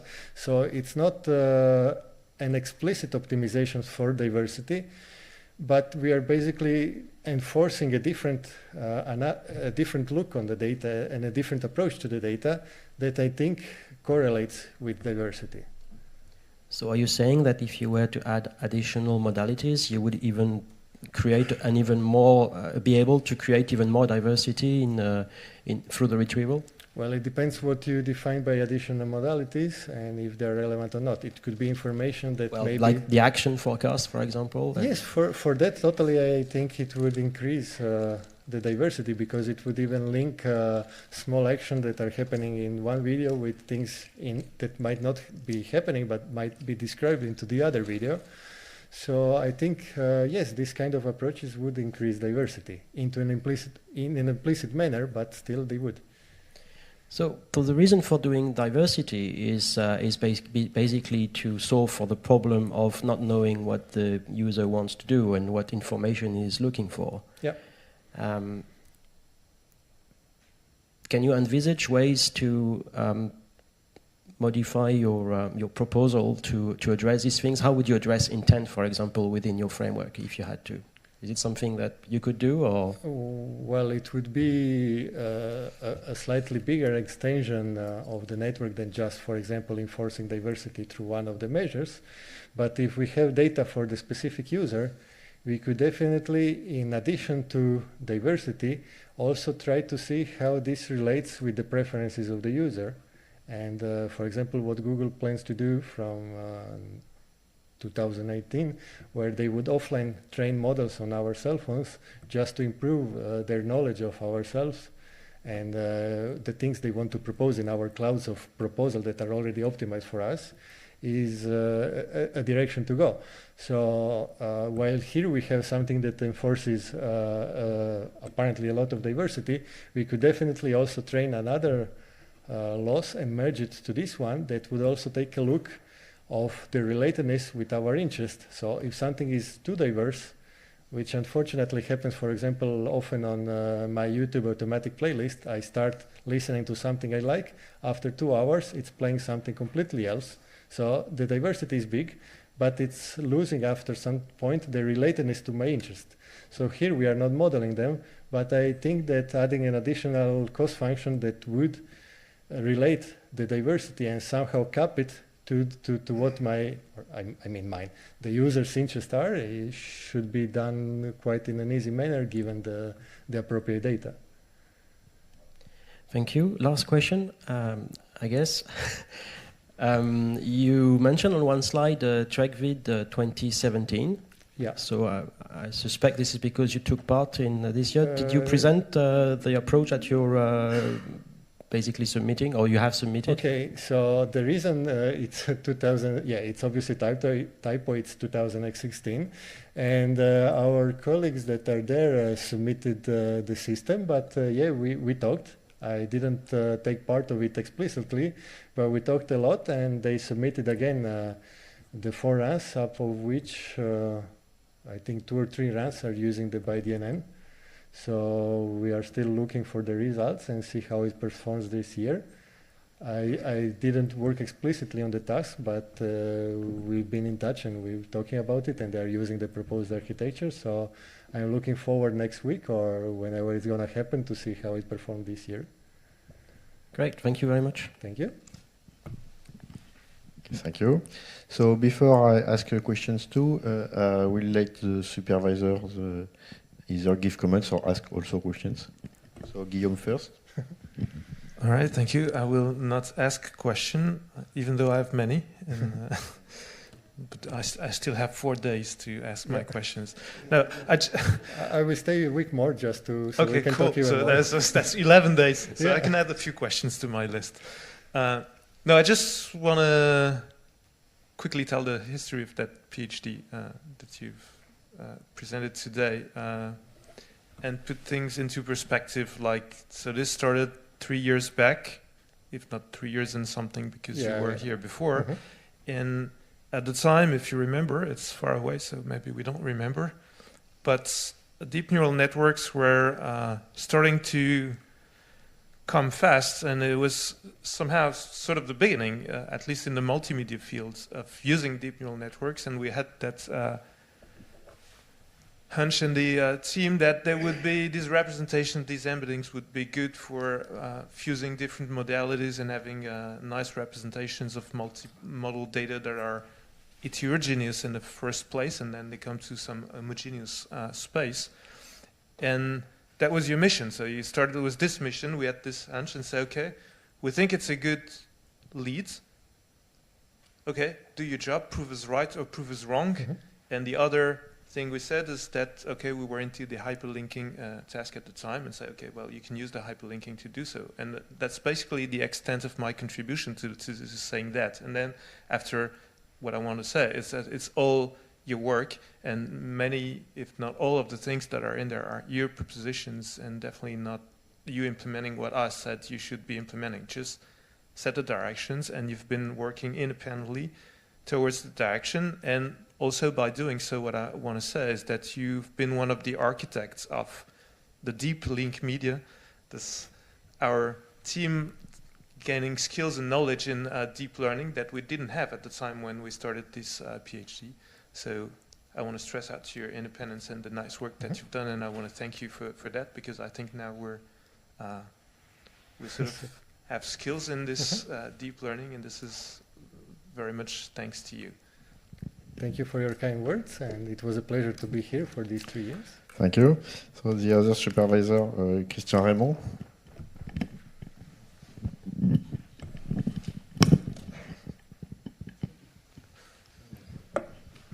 Not too much to add to what Guillaume said. Just I was very proud to supervise your thesis. Just I have to say that you are a very good scientist, very nice person, and thank you for this good work. Thank you, it was a pleasure. Okay, thank you. So I would also wish to thank the supervisors for inviting me to evaluate this work, which was very interesting. And I also wish to congratulate you for this work. A lot of questions have already been asked, so I still have quite a number, so I will have to still make a selection. I will start with the first part about textual processing. Just a question. You compared Jordan and Hellman. No, you compared Jordan and Hellman networks. Why should we choose between both and not use both type of connection at the same time? You mean why we shouldn't combine all the possible networks? Either the H or the O you use, but you could use both at the same time? We could use both. I haven't evaluated, but I mean we can also, we've seen the combination of GRU and CRF, so we can definitely add this type of links. How they would behave, I would suppose they would improve. Now the question is how would a combination of a Jordan and Hellman architecture worked compared to the proposed E-Jordan architecture with the embedding, and that would be interesting to see. Maybe we don't have to train embeddings, but we could just add two connections.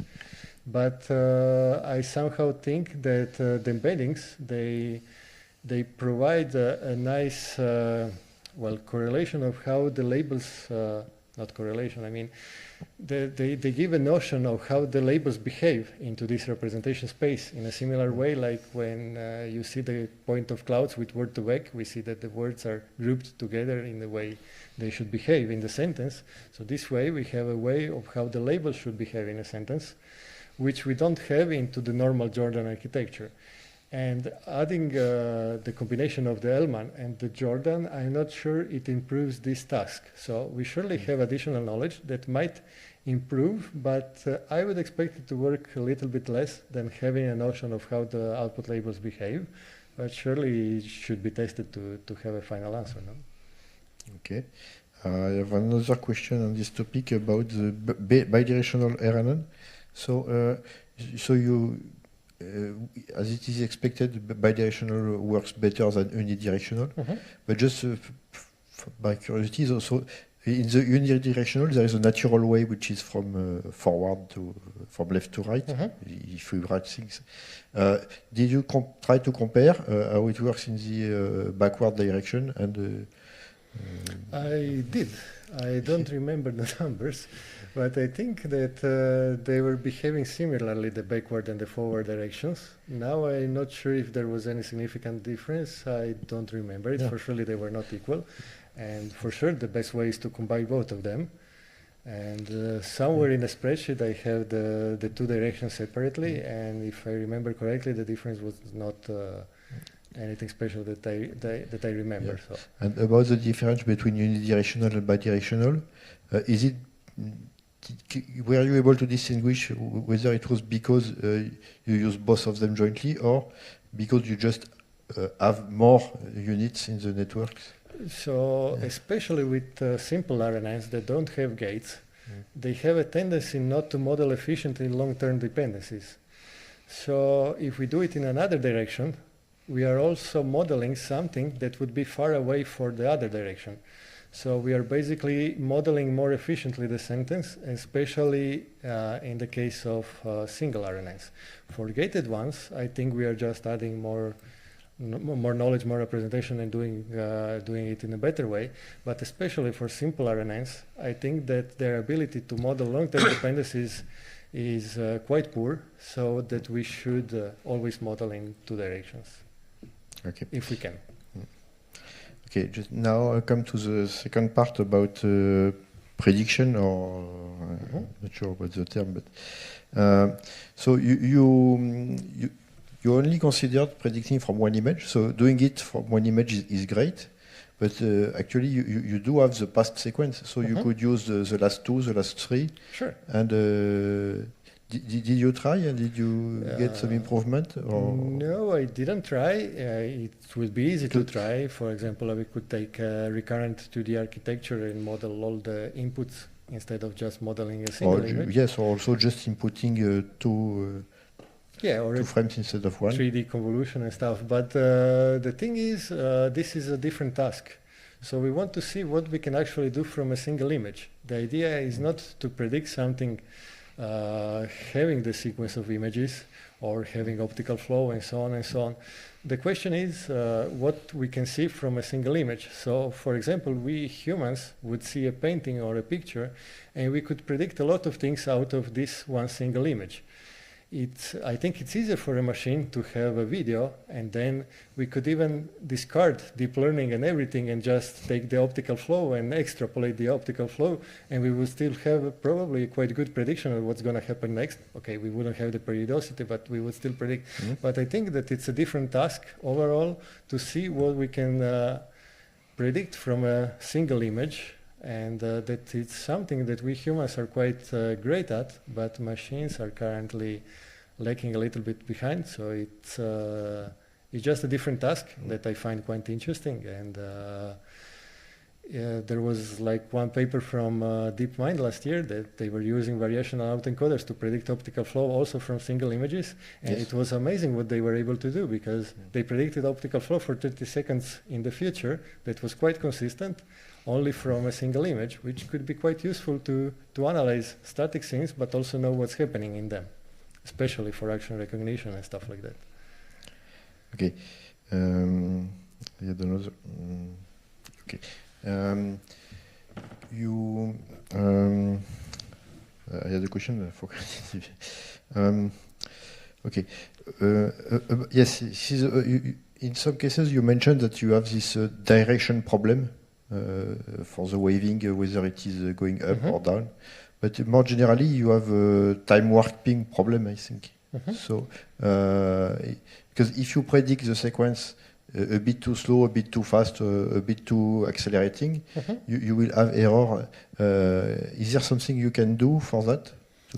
I would go into the direction of using a discriminator network in addition to a generating one to enforce this kind of consistencies. So even if it's not perfect, we cannot know because we don't know the real data, so we don't know how the thing will behave, if a person will walk slower or not. But at least with having a discriminator, we can enforce a lot of consistencies that something like a mean square error is not very efficient at addressing. So the mean square error is a very limited and very not so nice loss term. But one of the best ways to not have to model complex loss functions nowadays, I think it's using of a discriminator network. Because in this case, we don't have to model a loss function manually that can be very complex, but we are basically enforcing the behavior we want through the data set we are providing to the discriminator, and then the discriminator is basically creating a very complex loss function from a very simple one and the data. So I think that should be the way to go to improve these kind of things, but also many others. Possibly, yes. Also, maybe to get something more realistic. Yeah. Okay. Okay. Let's move now to the third part. You use multimodality to build common representation space, but indeed, this is a way to build this representation space, but ideally we may think of such representation space to be very general, only semantic, and possibly even not related to any modality. So we have the concept we are thinking with, we want to have them in a space, and then being able to connect something from the text, something from the... what do you think you should target as this space, independently of the way it is built? Should it be words, concepts, whatever? And should it be generic or specific to a task? Do you have any ideas of what we should target as this representation space? This is a very general question. Yeah. So I think it depends a little bit on the task. So for video hyperlinking, depends maybe not for the challenge, but in general, it would be very good to have a representation space that's very general. Then again, we have some specific notions, maybe the instructional videos where we want, that we've seen yesterday, where maybe we want to have just more specific notions. So I think that the beauty out of the representation spaces in that we obtain with deep nets is that we can easily probably modify them depending on what we want to do. So we can easily make them more general, or we can easily impose a lot of restrictions to make them behave the way we want for what we are trying to do. So it's very interesting that we can take a gun and create representation spaces that can model faces and subtract, for example, a female face with glasses with a male face, and then add one, and we have again a female face without glasses, and so on. So we have very interesting latent space that in the last year, maybe less than 2 years, we've seen that we can really enforce them to have nice behaviors, and we can model them appropriately for what we want. So I think that really we can go as generic as we can for applications that are more broad, but we can also easily, with these architectures, enforce a lot of constraints that would make them behave with very nice properties for more specific tasks. So it's a very generic answer, but it's also a very broad area. So. Yeah, okay. Maybe if you can go to the slide 47.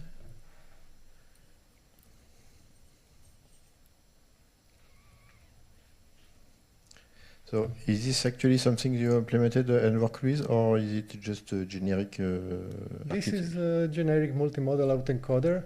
There are typically two variations. One it's in the manuscript, but it's where there are no different branches. So it's basically a normal autoencoder that people use into a multimodal manner by concatenating the two modalities.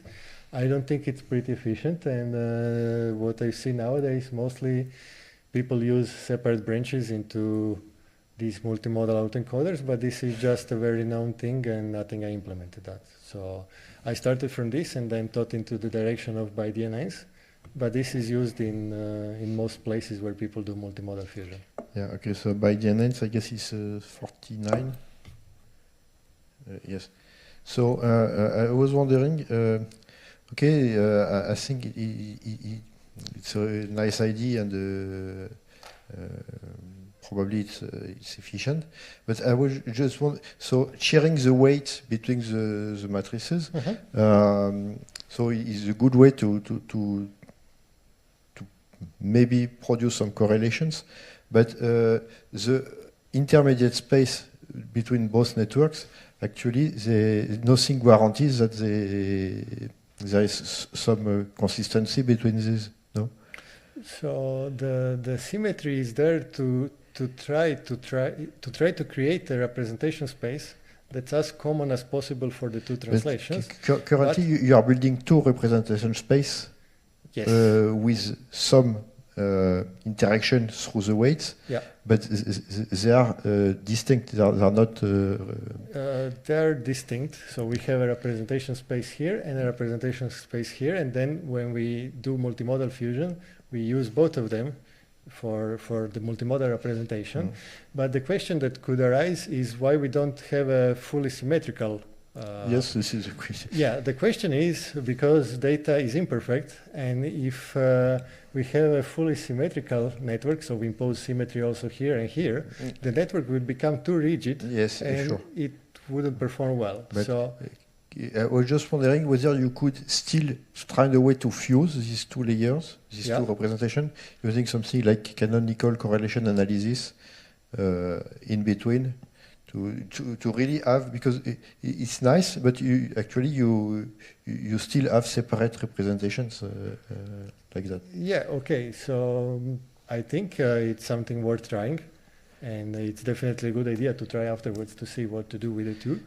But I did a little bit of TSNE plotting of the two representations, and it's not super ordered, but I think that really the projections into these two spaces, although they are different, when I take the same modalities from two videos, they are quite well organized. There is a picture somewhere in the both in the article and in the manuscript. So although they are not the same representation, I think we managed to help them to behave quite similarly and to be as similar as possible. But I definitely agree with you that it would be worth trying also if we can do one step further and maybe even improve them even more. So yes. It's a good idea. Currently in practice, you use both in parallel and you do the comparison between different yes. samples based on both.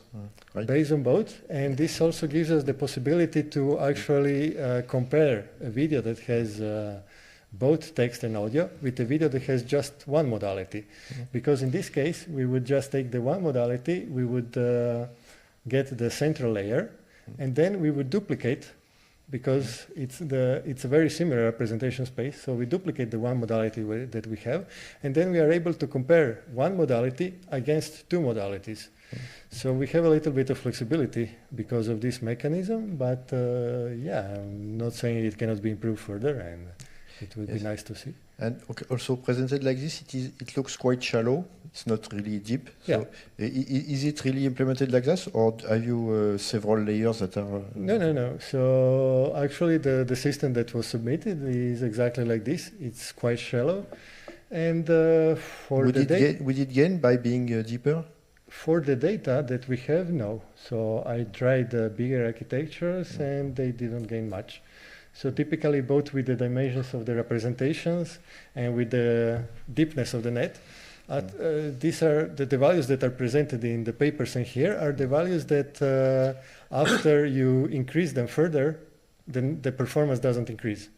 So this is the minimum you need, and also the sizes of the representations are always actually the minimum you need to obtain this kind of performance. For some tasks, I'm sure you would need to probably go deeper, but for the hyperlinking we evaluated, this was sufficient.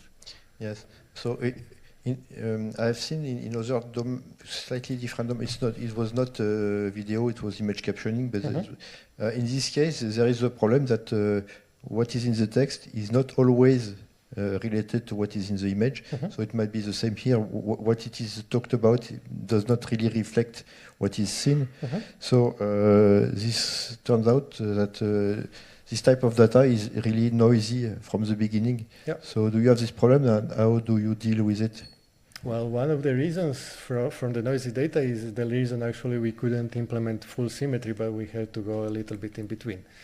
Then again, not every cross-modal translation is perfect, but really we have a lot of videos. After performing segmentation, we have really a ton of video segments, and although not every cross-modal translation is perfect, and sometimes they might be completely uncorrelated, with a quite big amount of data, I think we still manage to learn efficient representation out of it. Okay, so I think we are going to stop here. Does anyone want to add something? Another questions? No. Anyone in the room which has a PhD wish to ask a question? No. Okay. So thank you. We are going to deliberate, and we'll be back in a Okay. Thank you very much.